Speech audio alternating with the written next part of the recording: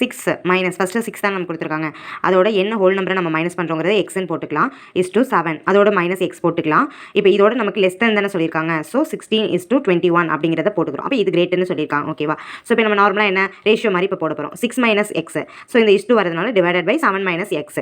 So ஓகேவா? இப்போ வந்து கிரேட்டர் தென் போட்டு 16:21 அப்படிங்கிறத எப்படி எழுதுவோம்? 16 டிவைடட் பை 21 அப்படிங்கிறத எழுதுவோமா? ஸோ இப்போ நம்ம இதை வச்சு கிராஸ் மல்டிப்ளை பண்ண போகிறோம். ஸோ என்ன வரும்? இந்த இடத்துல 21 கிராஸ் மல்டிப்ளை பண்ணுறாங்க. அப்போ 6 மைனஸ் எக்ஸ் அதே மாதிரி கிரேட்டர் தென் 16 வச்சுக்கிட்டு 7 மைனஸ் எக்ஸ் அப்படிங்கிற மாதிரி போட்டுக்கிறோம். ஸோ நெக்ஸ்ட் இப்போ உள்ளே போய் மல்டிப்ளை பண்ணலாமா? ஸோ என்ன வரும்?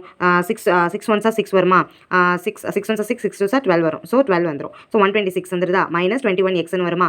இப்போ கிரேட்டர் தென் 16 இன்ட்டு மல்டிப்ளை பண்ணி போட்டோம்னா 112 வரும். Minus 16 X ஆகிடுமா? ஸோ இப்போ நம்பர்ஸ்லாம் ஒரு சைட் கொண்டுக்கலாம். இப்போ 126 மைனஸ் 112 கிரேட்டர் தென் என்ன கொடுத்துருக்காங்க அப்படின்னா 21 எக்ஸ் மைனஸ் 16 எக்ஸ்னு வந்துடும். ஓகேவா? ஸோ இது ரெண்டுத்தையும் நம்ம மைனஸ் பண்ணோம் அப்படின்னா நமக்கு 14 ஆன்சர் வரும். ஸோ அதோட கிரேட்டர் தென் இங்கே வந்து 5 எக்ஸ்னு வரும். ஸோ இப்போ என்ன பண்ண போகிறோம்?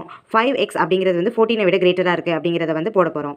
இப்போ எக்ஸை மட்டும் இந்த சைடு வச்சு கிரேட்டர் தென் 14 டிவைடட் பை 5 அப்படின்னு போட்டோம்னா எக்ஸோட வேல்யூ கிரேட்டர் தென் 2.8. ஏன்னா அடிச்சு போடும்போது நமக்கு 2.8ன்னு வரும். ஸோ எக்ஸ் கிரேட்டர் தென் 2.8ன்னு வருதா? ஸோ இதோட அதாவது இப்போ நம்ம வந்து இதோட அடுத்த அப்ராக்சிமேட் நம்பர் என்னன்னு நம்ம பார்க்கணும். இப்போ நமக்கு வந்து 2.5 அப்படின்னு இருந்துச்சு அப்படின்னா இதுதான் நமக்கு ஒரு ரவுண்டு. ஸோ இதுக்கு அடுத்த ஒரு நம்பர் இப்போ 2.8ன்னு வந்திருக்கிறதுனால 3 தான் ஹோல் நம்பராக நம்ம வச்சுக்கிறோம். ஆனால் அவங்க ஹோல் நம்பர் தானே கேட்டிருக்காங்க. ஸோ அதனால் நம்ம ஹோல். ஸோ ஆன்சர் வந்து நமக்கானது 3. ஸோ இதான் ஃப்ரெண்ட்ஸ். தேங்க்யூ.